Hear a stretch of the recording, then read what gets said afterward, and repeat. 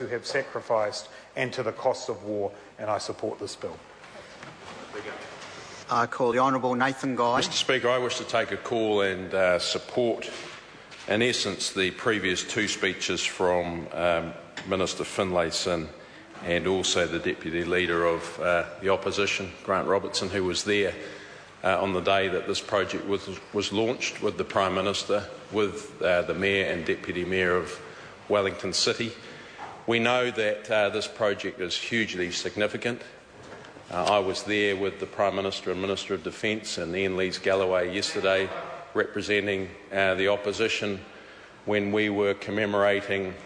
the 70th celebrations of the Bomber Command. And of course, 32 of those veterans travelled to London and were back sharing their experiences yesterday at the National War Memorial and also at a function in the Grand Hall afterwards. And it was interesting standing down on the edge of State Highway 1 there on Buckle Street,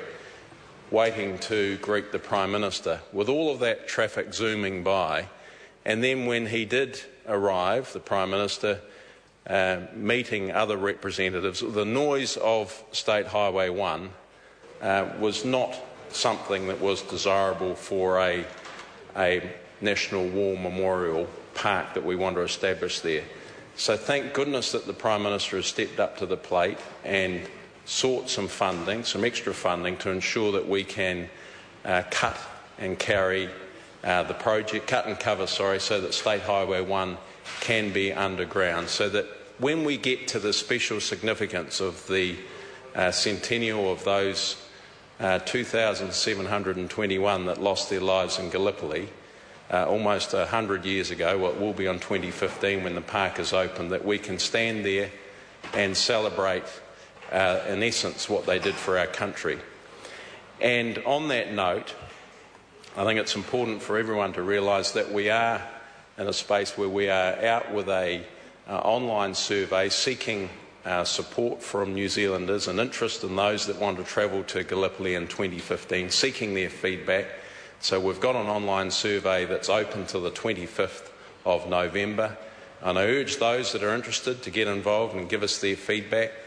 Early indications are that there'll be 30 or 40,000 New Zealanders that want to travel to Gallipoli in 2015. And for those in the House that have been on the peninsula, and I was fortunate to go this year,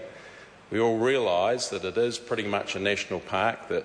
the Turkish authorities have to be involved in managing the numbers, and that means that there will be a ballot process similar to there has been for the Olympics,